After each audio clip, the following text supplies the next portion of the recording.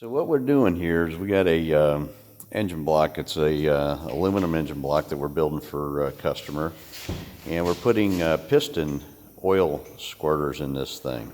So if you look at the block, you can see we have the holes drilled right here, and we actually have to grind a slot in the main saddle here to get oil to these things. And so we put these squirters in the block, and what they do is they go in this hole, and it comes out over here on the other side, and it actually squirts oil up on the piston. And we do that for two reasons. One, we want to oil the wrist pin, and the other is it cools the piston, so it controls detonation with oil. And so what we do is obviously we have to use those jigs over there, and we set those in the saddle here, and then that gives us our location for where we need to drill and tap. And then once it's drilled, we use this here. It's called a drill tap, and that taps the hole.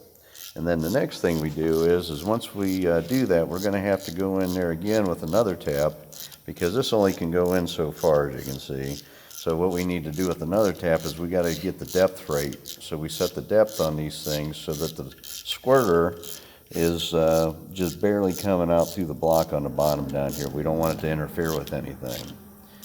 And these squirters are basically just a brass tube that's threaded on the outside, and then it has a hole in the center of it. I don't know if you can see that in this package or not. And those holes are roughly 60 thousandths. They're not real big. And then what we do is we modify our bearings so that everything works properly, and we get the correct amount of oil to the mains, rods, and the oil squirters. So I thought you guys might like to see a little behind the scenes of what's going on with this here.